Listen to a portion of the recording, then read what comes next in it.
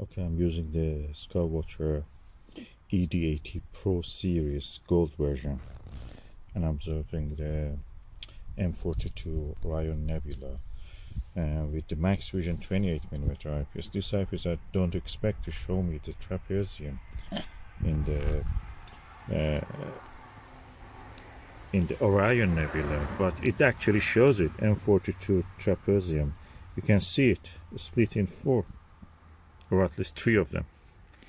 You can see easily. This is a very low magnification, and also this telescope has a very lower f number than, for example, this SCT, and yet you can see with this a lot of details actually in the Orion Nebula and surrounding star clusters, and yet I can see a lot.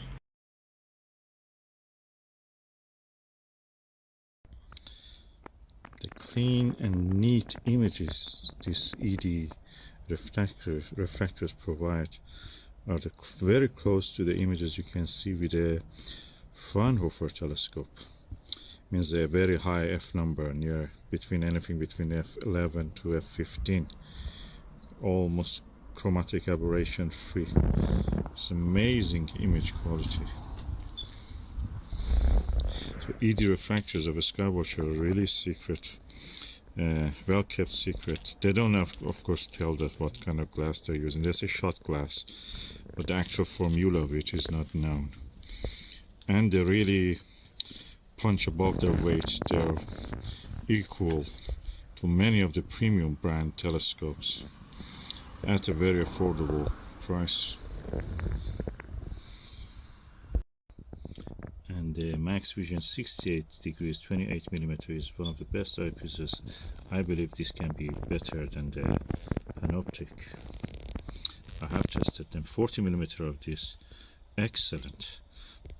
In my opinion, is better than the Panoptic 41mm of the Teleview, and also 35mm of this 68 degrees is better than Panoptic 35mm. Sorry, 34mm of Maxvision. Okay, I'm using now the APM HDC 20mm 100 degree eyepiece. The sharpness of the view is amazing. Of course, when you compare it to the Maxvision 28mm, you have a higher magnification, and that is reflected in the visibility of the trapezium. 4 stars easy. They are tight grouping in this view yet, but you see a lot more darker background of sky. Also at the same time, the nebulosity is also increased, and you can see the pattern of the nebula, the way that it looks like photographs, almost as if some very slight tinge of the red or pink, I should say, visible. And that's really amazing. That's really good. I didn't expect it to see this. I can see it now. Really good.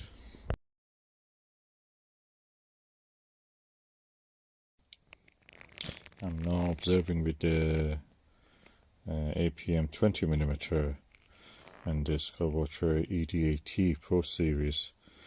The cluster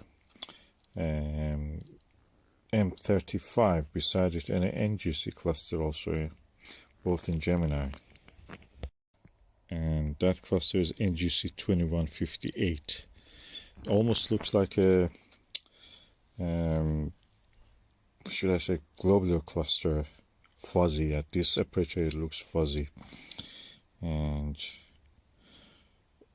of course it maybe is an open cluster, but it's so compact or so far away that we see it as a beautiful faint fuzzy beside the glitter of the diamonds of the M35.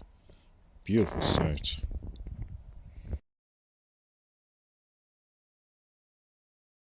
And with this telescope and eyepiece I can see these strings of stars in the M35, very faint stars, and so delicate and beautiful. I've never seen anything like that. The sky background, the contrast, darkness of the sky background is so beautiful. It helps to see a lot more than what you think you may see, or what the photographs show you. Oh, suddenly it became so dark, or my eye adapted to the darkness. I can see some stars in the NGC 2158. It's open cluster, I think. But I see a lot more. I see nebulosity even around the stars of the M35. It's beautiful. Strings of stars like this is like the classical descriptions of Flammarion and all those ancient astronomers describing it. It's so beautiful.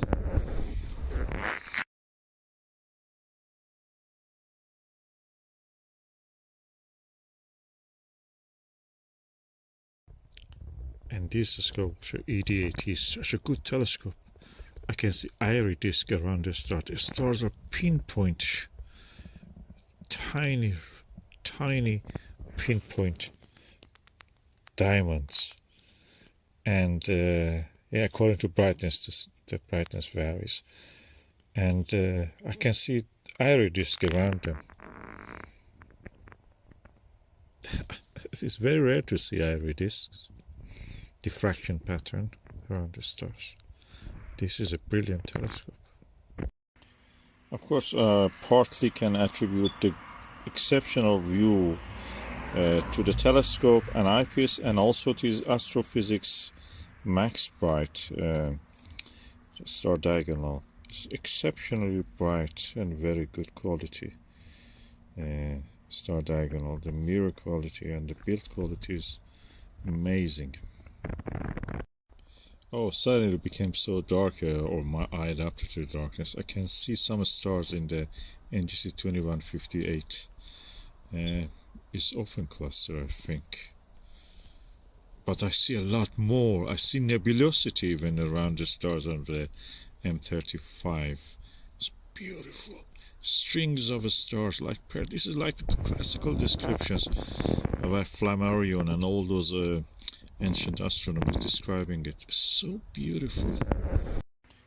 Of course, partly can attribute the exceptional view to the telescope and eyepiece, and also to his Astro Physics Maxbright star diagonal. It's exceptionally bright and very good quality star diagonal. The mirror quality and the build quality is amazing. I was using the APM 20mm to find the M51 in the Canis Venatici. I started from Al-Qaeda, as you know, and you have to, that's the end of the Big Dipper's handle, and then you go toward the south and you find it slightly, probably a few degrees, and I couldn't find it. I couldn't believe that I cannot find it. Then I noticed that there is a bright patch there all the time. I thought that is cloud, because there were clouds coming and going. Then it became clear completely, and the star was yet, this nebula was there yet. Was so bright. And I realized that that's M51. It had two centers, and I could see the rings of it. I mean, there's spiral arms. And all this with the ED80, Skywatcher ED80, which is 80mm 3-inch telescope refractor. And then I put this Nirvana of 7mm, Skywatcher Nirvana, 82 degrees, and I could see it clearly. But this one is so bright, because its field of view was wider and magnification lower. You could see it against the background of the sky. But this one is a little bit more visible, but less bright. This one was very bright. I easily mistook it for a cloud.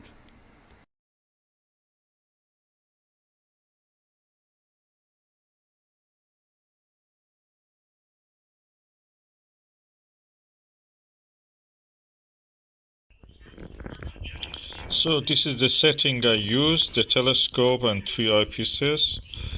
And I just want to talk about this galaxy.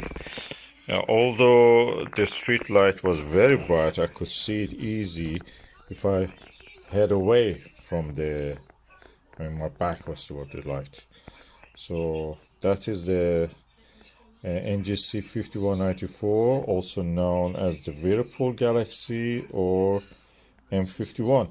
And I could see the spiral pattern and the companion barely, and the spiral pattern was big. And it was so bright in this telescope, I couldn't first believe that I found it. I was looking elsewhere. But it was there, and I found it. These charts are amazing, already are savoring me. And especially this one. Low power, not much useful, but in high power, that's really shows its usefulness. It pays for itself. So this is the setup I used, and I really enjoyed it.